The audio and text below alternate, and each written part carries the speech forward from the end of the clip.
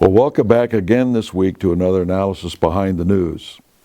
Now, what I was afraid would happen is happening. You'll recall a couple of weeks ago that I said that I hope that our government isn't going to be arming the communist Kurds, and then that would come back and haunt us later in the future. Now, to add some perspective to this, we have to understand that the Kurdish Workers' Party is on the United States terrorist watch list, as is the Kurdish Democrat Party, both started by the Russians. Now, if you go to Wikipedia and look up Peshmerga and the Kurdish Workers' Party, that sort of thing, and scroll down to the bottom and see who is arming and has armed these people in the past, you'll see it's Russia, China, and the United States. We're talking about a pretty substantial rebel force, if you will. They have military armored vehicles, heavy weaponry, so on and so forth. So at any rate, what happened when I said that I speculated a couple of weeks ago that I thought this would happen was verified in this last Monday's Wall Street Journal. Actually, this is... let's see here. They've got everything on there but the front. Oh, here it is. August 18th. They verify it right on the front page. And they say, Kurds push to take key dam. And they did take it back. But now it's in the communist hands. And in fact, right under the caption on the front page, this is what it says. It says, Iraqi Kurdish Peshmerga fighters on Sunday head to the Mosul Dam, which they retook from the Islamic State militants. Kurds have gained ground in recent days with the help of U.S. airstrikes and guerrillas linked to the Kurdish Workers' Party, or PKK, a controversial ally. Well, I suppose it's controversial. They're on the terrorist watch list, and now we're helping them. So we've got two terrorists, right?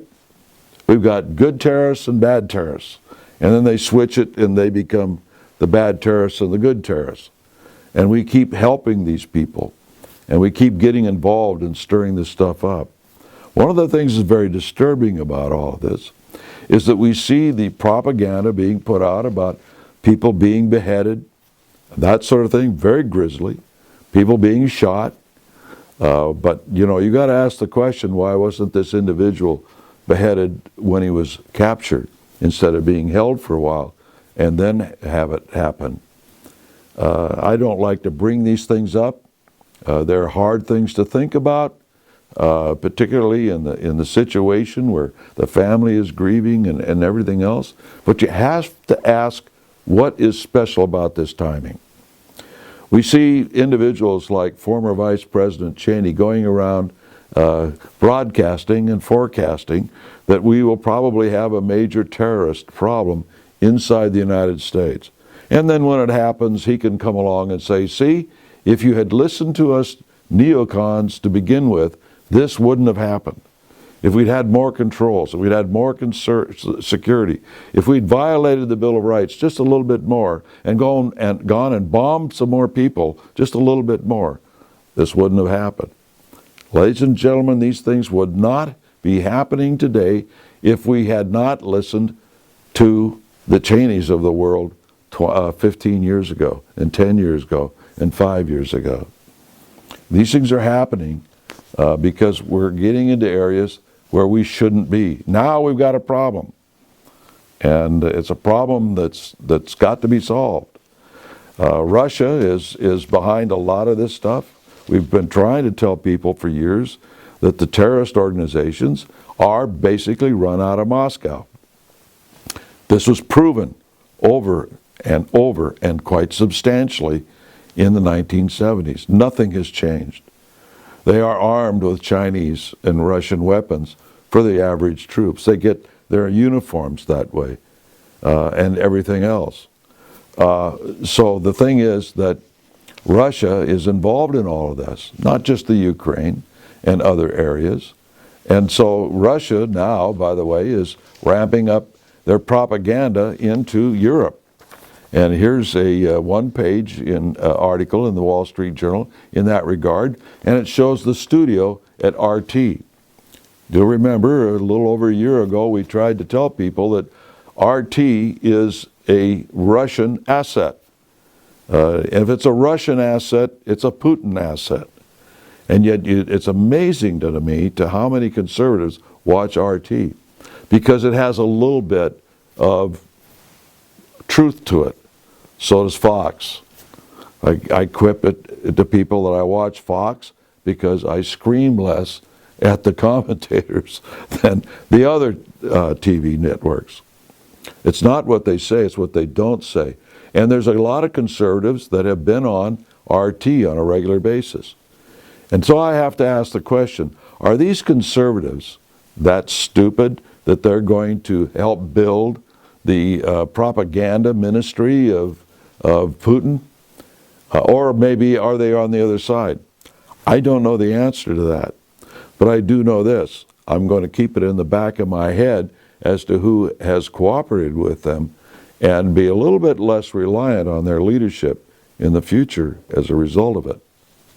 At any rate, they even had a poll that they printed in the Wall Street Journal about how Europeans now have feelings about the reputation of the reliance of their allies, the United States, or Russia. And this shows that actually the 35% of the European people rely on the United States, whereas only 15% rely on Russia. But I can tell you this from my own experience, talking with the youth in Europe. The youth in Europe, by and large, do not trust the United States more than they do not trust Russia. Now, here's their convoluted thinking.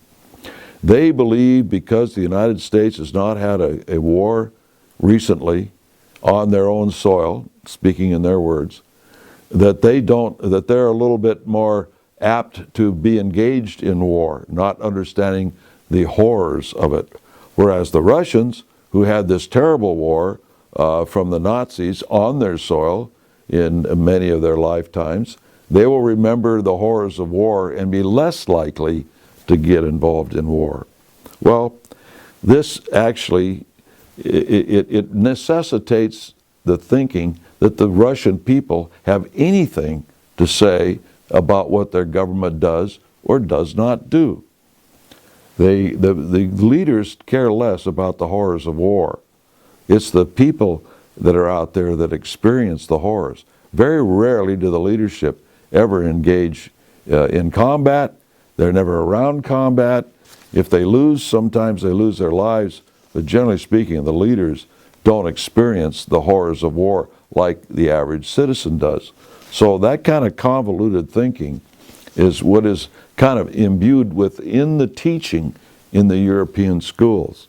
Just like we see things that are happening in our own schools, where our own students are taught things that we know are skewed. They do that just as well in Europe. And one of them is to turn the students against the United States more toward Russia. In regard to the Russian bear being a threat, they formed NATO, the North Atlantic Treaty Organization, to stop Russia from coming into Europe. We're all familiar with that. In fact, we're even in Afghanistan under NATO, which people should ask, why would the North Atlantic Treaty Organization be involved way over in the Indian Ocean?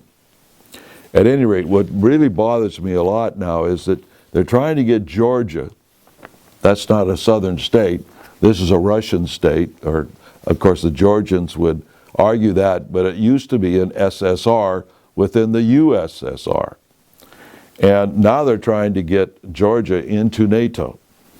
And if Putin has the same designs on Georgia that he has on the Ukraine and had on the Crimea and now has in his hands, it could drag us into a war with Russia, because an attack against one in NATO is an attack against all.